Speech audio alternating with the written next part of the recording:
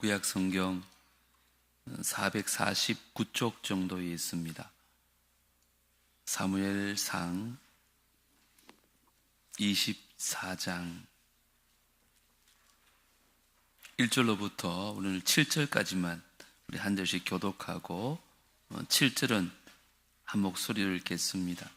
사울이 블레셋 사람을 쫓다가 돌아오매 어떤 사람이 그에게 말하여 이르되 보소서 다윗이 엔게디 광야에 있더이다 하니, 사울이 온 이스라엘에서 택한 사람 3,000명을 거느리고 사람들을 찾으러 들염소 바위로 갈새.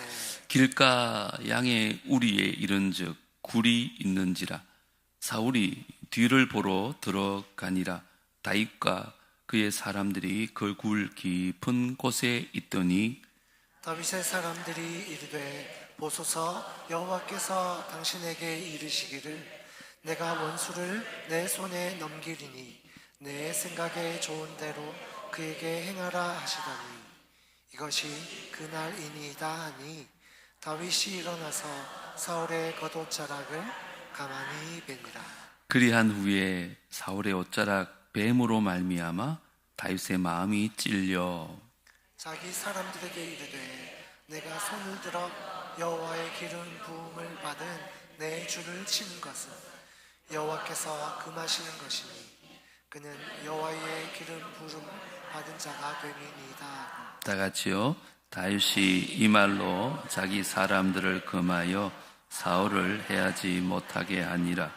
사울이 일어나 굴에서 나가 자기 길을 가니라. 곳곳에 어린아이들이 있어서 참 좋습니다. 우리 모두가 말씀 속에서 주님의 뜻을 발견하는 귀한 시간 되기를 주 이름으로 축복합니다. 인생은 선택의 연속이라고들 말합니다. 아침에 일어나면 무슨 옷을 입을까? 또 점심은 뭘 먹을까? 저녁엔 뭘 하지? 늘 선택하며 이렇게 살아갑니다. 그런데 이런 것들은 우리 삶에 큰 영향을 끼치지는 않지만 간혹 우리 인생을 결정짓는 중요한 선택을 해야 될 때도 있다는 것입니다. 그런데 우리 삶을 좌우하는 그 결정적인 선택이요, 예상치 못한 순간에 갑자기 들이닥칠 수도 있고 그 짧은 순간의 결정이 일생을 좌우할 수도 있다는 것입니다. 오늘 본문은 다윗의 삶에 다가온 급작스러운 선택의 순간을 기록하고 있습니다. 만약 이때 다윗이 세상적인 욕심에 이끌려서 잘못된 선택을 했더라면 아마 하나님의 마음에 합당한 리더가 되지 못했을 것입니다. 그러나 그가 상황이나 감정에 휘둘리지 아니하고 하나님의 뜻에 합당한 결정을 내림으로 말미암아 하나님이 기뻐하시고 또 사람들이 존경하는 이스라엘의 왕이 될 수 있었던 것입니다. 오늘 이 말씀 통해서 언제 찾아올지 모르는 중요한 선택의 순간에 올바른 결정을 내릴 수 있는 저와 여러분 다 되어질 수 있게 되기를 주 이름으로 축복합니다. 여러분들 올바른 선택을 하려면 가장 먼저 유혹과 기회를 분별할 수 있어야 합니다. 자, 1절을 다시 한번 읽겠습니다. 시작. 사울이 블레셋 사람을 쫓다가 돌아오매 어떤 사람이 그에게 말하여 이르되 보소서 다윗이 엔게디 광야에 있더이다 하니, 지난 시간에 23장 끝부분에 사울이 마온 항무지에서 다윗을 포위하고는 거의 다 잡았을 때 갑자기 블레셋 군대가 쳐들어오는 소식에 다윗 추격하기를 거치고 사울은 전쟁에 나갔었습니다. 그 사이에 다윗은 사울을 피해서 지금 엔게디 광야에 숨었는데요, 다윗과 같은 유대인이었던 10사람들이 사울이 이제 전쟁을 마치고 돌아오는 것을 보고 또 고자질하는 것입니다. 금방 다윗이 엔게디에 숨었습니다. 이 말을 들었던 사울은 2절, 3절에 보면 사울이 온 이스라엘에 택한 사람 3,000명을 거느리고 다윗과 그의 사람들을 찾으러 들염소 바위로 갈새 길가 양의 우리에 이른즉 굴이 있는지라. 사울이 뒤를 보러 들어가니라. 다윗과 그의 사람들이 그 굴 깊은 곳에 있더니, 사울왕은 이제 드디어 다윗을 잡을 기회가 다시 왔구나 생각하고 이스라엘에서 가장 날렵한 특전사 3,000명을 뽑아가지고 다윗을 잡으러 엔게디 광야로 온 겁니다. 그런데 그날 사울이 뭘 잘못 먹었던지 이 뒤를 보러 굴에 들어갔다, 그렇게 말합니다. 여러분, 그런데 그 굴이 마침 다윗과 그의 부하들이 숨어 있었던 거처였습니다. 그럼 그곳에 호위병을 데리고 들어갔을까요? 아니면 혼자 갔을까요? 여러분, 화장실 갈 때 지난 사람 데려갑니까? 혼자 가잖아요. 아마 아무 무기도 없이 혼자 급한 볼일 보려고 굴에 들어간 거죠. 사울은 지금 다윗을 잡을 수 있는 기회가 왔다고 생각했는데 그것이 자기의 목숨을 이토록게 하는 유혹이었던 것입니다. 다윗에 대한 이 정오심으로 인해서 스스로 자기의 무덤을 판 꼴이 되어 만 것입니다. 그런데 여러분, 이 사건은 자세히 보면 다윗에게도 기회로 가장된 유혹이었다는 것입니다. 10년간 자신의 목숨을 노렸던 그 원수 사울이 지금 자기 발로 캄캄한 동굴에 혼자 들어와가지고 무방비 상태로 앉아있으니까 얼마나 절호의 기회가 왔다, 그런 생각이 들지 않겠습니까? 그런데 만약에 그가 거기서 사울을 죽였더라면 어떻게 되었을까요? 다시 험난한 도피 생활을 마무리할 수는 있었겠죠. 하지만 그는 하나님이 기름 부으신 자를 자기 손으로 죽이는 죄를 범하는 하나님 뜻과는 어긋나는 길을 가게 되었을 것입니다. 뿐만 아니라 이 사울의 신하였던 다윗이 자기의 상관인 왕을 죽이는 모습을 지금 자기 부하들이 보고 있잖아요. 그러면 먼 훗날, 아니 너도 너의 왕을 죽였잖아 하면서 자신의 신하들도 나중에 다윗을 죽일 수 있는 마음이 생길 수 있잖아요. 그날의 사건은 세상적인 눈으로 볼 때는 참 기회였다고 보이지만 영적인 눈으로 볼 때는 유혹이었다는 것입니다. 문제는 우리의 삶에도 기회로 가장한 유혹들이 끊임없이 찾아온다는 것입니다. 엔게디 광야에 숨은 다윗을 10사람들이 사울왕에게 고자질을 했듯이 원수 마귀들도 우리를 넘어뜨리고자 틈을 보고 늘 우리를 찾아옵니다. 그래서 우리들이 넘어갈 만한 유혹을 보기 좋게 포장을 해서 갖다 바치는 거죠. 어떤 사람에게는 큰 돈을 벌 수 있는 절호의 기회야 하면서 한 번만 눈 감아봐, 돈을 우상으로 섬기는 유혹을 집어넣는 거죠. 우리 사업하는 사람들 얼마나 많은 이런 유혹들이 있습니까? 이게 기회일까요? 유혹일까요?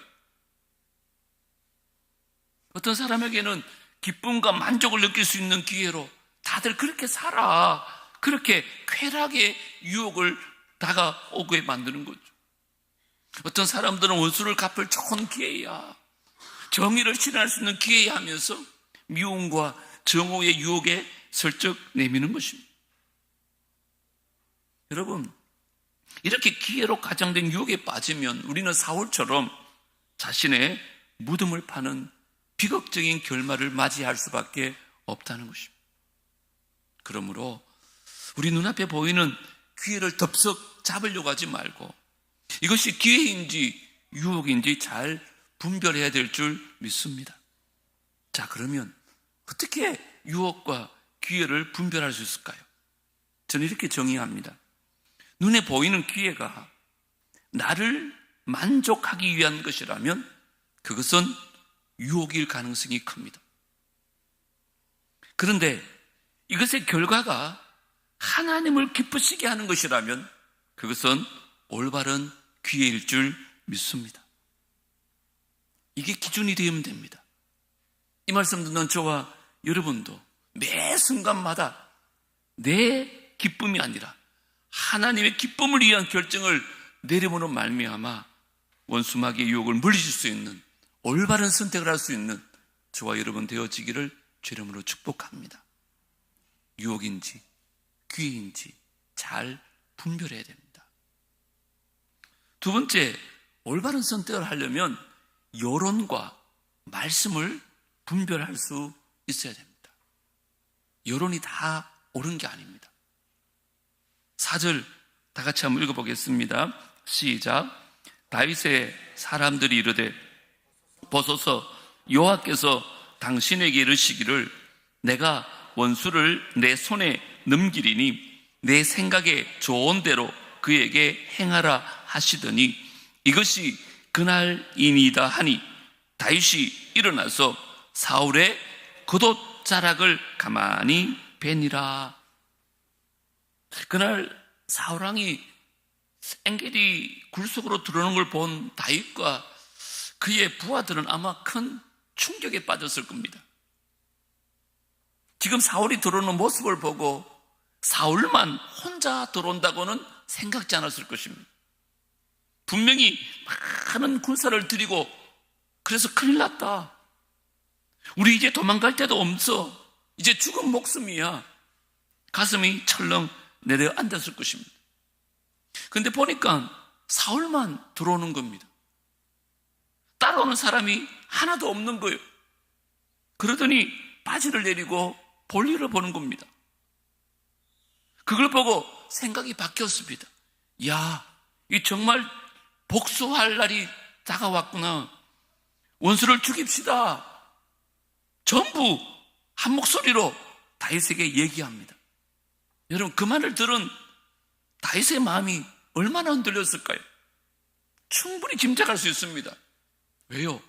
사울을 죽으면 그 가장 큰 혜택을 본 사람이 다윗 자신입니다.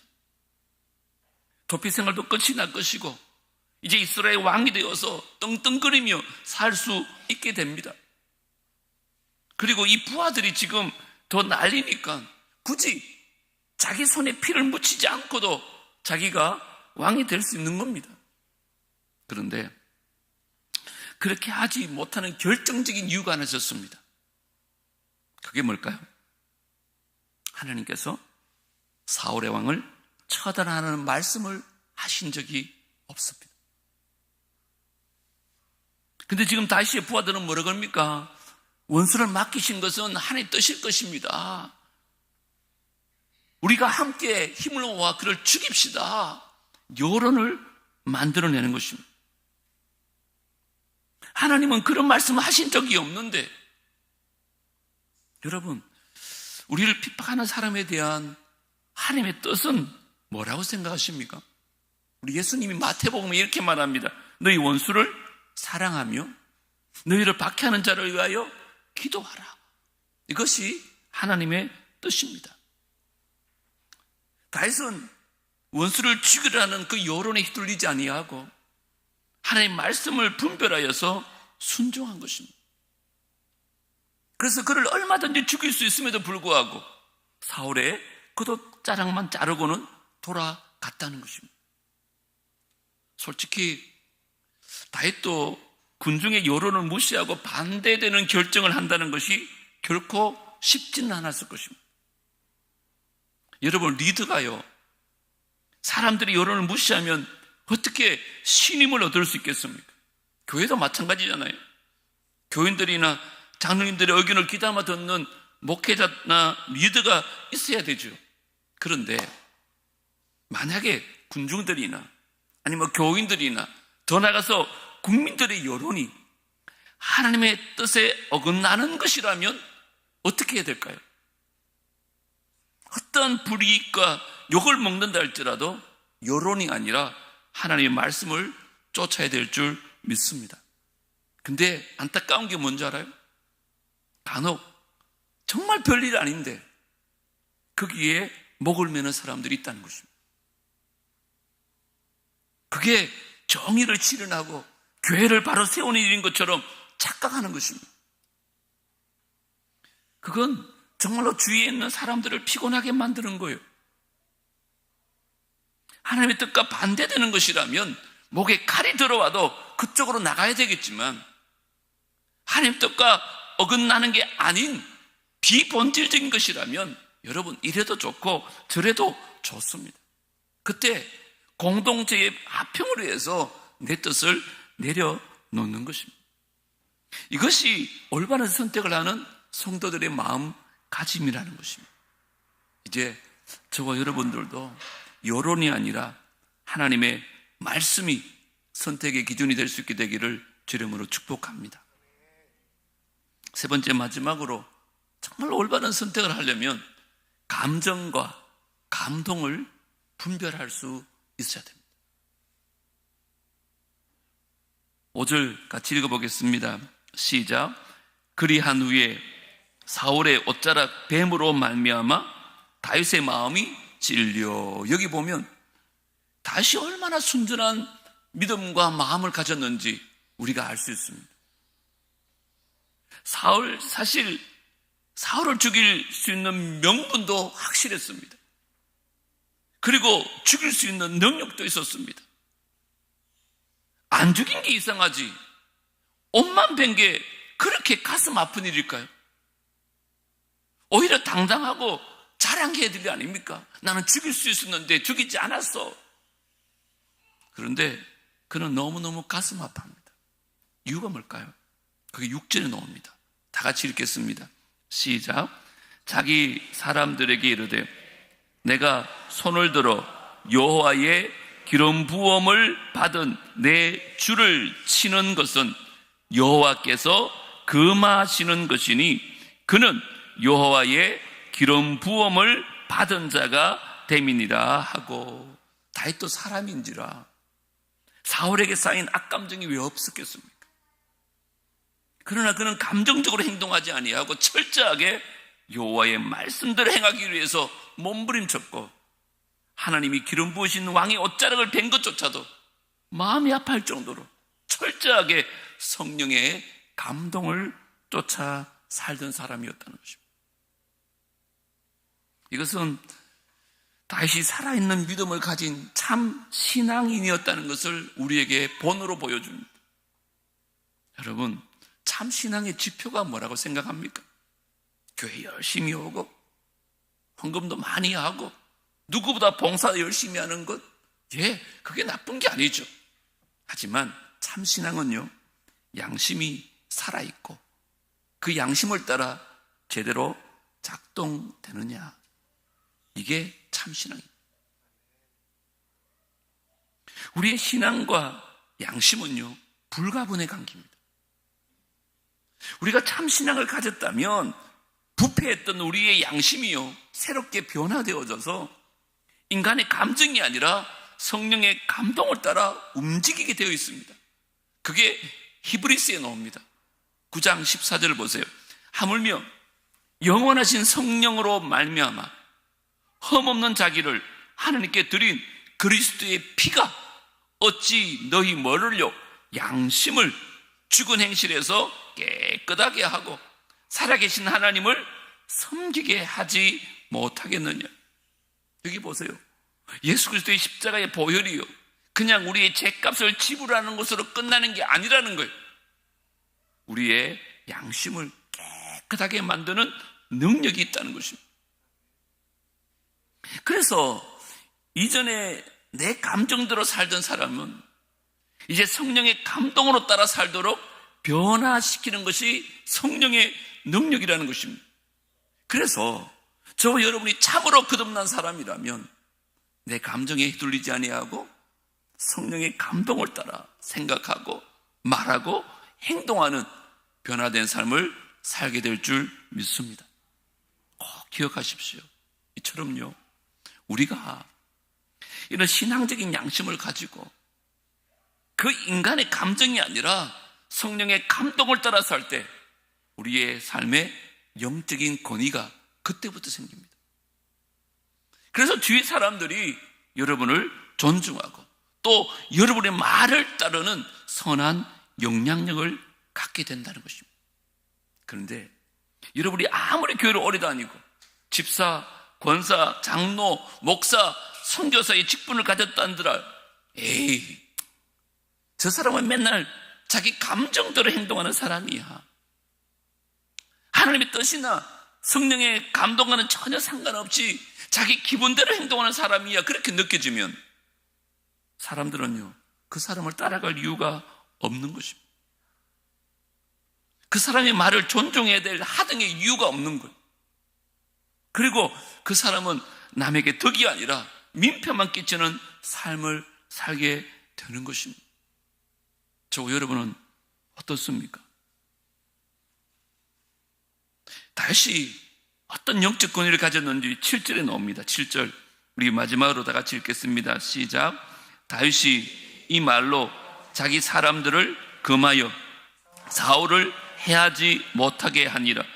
사울이 일어나 굴에서 나가 자기 길을 가니라. 아멘. 지금 보세요. 다윗의 군사들이 사울을 죽입시다, 그렇게 데모를 하고 있는 거예요. 근데 다윗이 뭐라고 해요? 그냥 가게 놔둬. 그렇게 했더니 다윗의 한마디에 분노가 싹 사라집니다. 아무도 거역하지 않아요. 여러분, 이 사람들은 지금 사울의 악정에 시달렸다가 다윗에게 피난 온 사람들입니다. 사울만 죽으면요, 자기들의 고달픈 삶이 다 청산되어지고 이제 다윗을 왕으로 삼고 궁중에 들어가가지고 진짜 소망 가운데 살 수 있는 그런 사람들입니다. 그리고 이들은요, 다윗의 말이면 무조건 복종하는 그런 사람이 아닙니다. 다음에 보겠지만 30장에 가보면요, 다윗과 의견이 맞지 않는 이유로 다윗을 돌로 쳐 죽이려고 했던 사람들이 이 사람들입니다. 무조건 다윗의 말에 복종하는 사람들이 아니었다는 거예요. 자, 그런데 어떻게 이 순간 다윗의 한마디에 그들이 잠잠할 수 있을까요? 7절에 뭐라 그래요? 다윗이 이 말로 그 사람들을 금지시켰다 그러잖아요. 그러면 그 말이 뭐냐는 거예요. 그게 6절에 나오는 말씀이죠. 하나님의 기름 부음을 받은 사람을 우리가 해야 하는 것은 하나님이 금하신 일이다. 잘 보세요. 지금 다윗의 생각이나 다윗의 감정이나 다윗의 유익을 위해서 말하는 게 아니에요. 하나님 말씀을 선포하고 그 말씀을 따라 살기 위해서 다윗이 지금 자기 목숨을 내놓고 용기 있게 나가는 모습을 부하들이 본 것입니다. 그리고는 그들이 존중하며 그를 따르기 시작하더라는 것입니다. 이처럼 저와 여러분들도요, 인간적인 감정을 극복하고 그 성령의 감동을 순종하는 삶을 살 때 우리가 속한 교회나 가정이나 여러분이 속한 공동체에서 저와 여러분들을 존경하고 따르는 영적인 리더가 되어질 줄 믿습니다. 그런데 반대로 늘 자기 감정을 이기지 못하고 그 성령의 감동과 상관없는 말과 행동을 일삼게 되면 여러분 어디 가나 인정도 받지 못하고 남에게 피해만 주는 그런 삶을 사울처럼 산다는 것입니다. 오늘날 원수마귀가요, 우리를 유혹하는 가장 강렬한 시험이 뭘까요? 저는 복수하려는 마음이 아닌가 이런 생각을 합니다. 아무리 착하고 선하게 보이던 사람도요, 내가 남에게 억울한 말을 들었어요, 남에게 무시를 당했어요, 내 인격을 짓밟는 것 같은 행동을 나한테 막 했다고 느끼면요, 갑자기 사람이 변합니다. 사나운 이리로 변해가지고 너 죽고 나 죽자 막 달려드는 것, 여러분 본 적 있습니까? 없습니까? 있죠? 어쩌면 여러분도 그렇게 행동한 적 있습니까? 아마 다들 있을 겁니다. 그런데 우리가 마음의 복수의 원한을 품는 순간 우리의 삶은 지옥으로 변합니다. 그리고 복수는 또 복수를 낳아서 서로 물고 뜯다가 영원한 파멸로 떨어지는 거예요. 그래서 에베소서는 이렇게 경고합니다. 분을 내어도 죄를 짓지 말며. 언제까지? 해가 지도록 분을 품지 말고. 왜요? 마귀에게 틈을 주지 말라. 우리가 해가 지도록 하루 넘게 누구를 미워하고 원한을 품을 때 마귀한테 뭐 한다고요? 틈을 주는 거래요. 마귀님, 내 삶에 들어오셔서 저를 다스려 주세요 하는 것과 똑같다는 거예요. 그러면 마귀가 잘 됐다 그러면서 마귀는 미움과 그 정오의 틈을 타고 우리 속에 들어와서 우리를 마귀의 종으로 만들어버리는 것입니다. 이게 사울과 다윗의 차이였습니다. 사울은 끊임없이 사울의 삶을 파멸되고 결국은 그 분노로 말미암아 자식들까지 다 죽어버립니다. 이게 분노를 조절 못하는 사울과 같은 사람들의 결말입니다. 그러나 다윗은 그렇지 않습니다. 인간의 감정이 아니라 성령의 감동을 따라서 원수를 사랑하고 그를 용서합니다. 여러분 가운데 혹시 지금 분노를 품고 있는 분 계십니까? 누군가가 너무 미워서 네가 나한테 이럴 수 있어? 어떻게 그런 말을 할 수 있어? 나를 무시했어? 한번 해보자는 거야? 그래, 나도 어떤 사람인가 한번 보여줄게. 막 복수를 꿈꾸는 사람이 있습니까? 여러분은 지금 지옥에 살고 계신 것입니다. 뿐만 아니라 여러분 주위 사람들도 지금 지옥으로 끌어들이고 있는 거예요.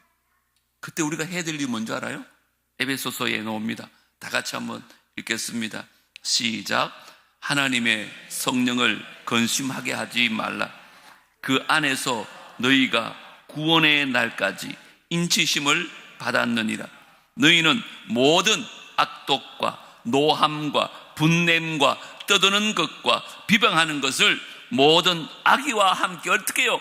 버리고 서로 친절하게 하며 불쌍히 여기며 서로 용서하기를 누구같이?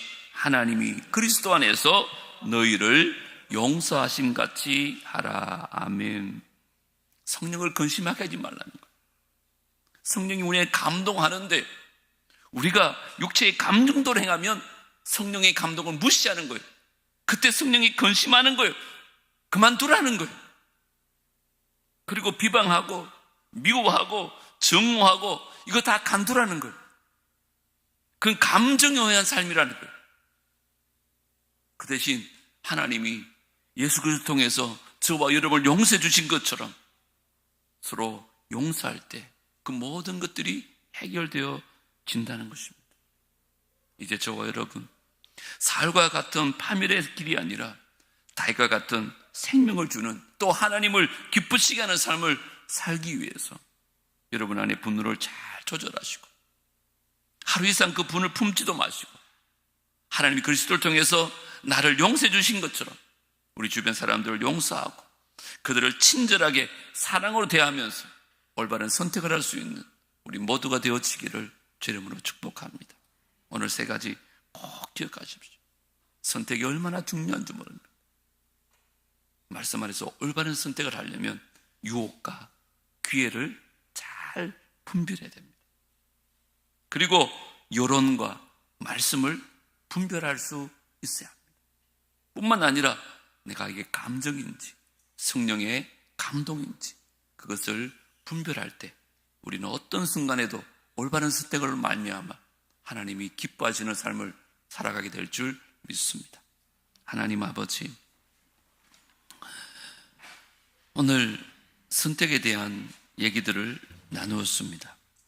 아침에 일어나서 저녁에 누울 때까지 우리는 알게 모르게 수많은 선택 가운데 살아가고 그렇게 하루하루가 쌓여서 우리 일생을 선택하며 살아갑니다.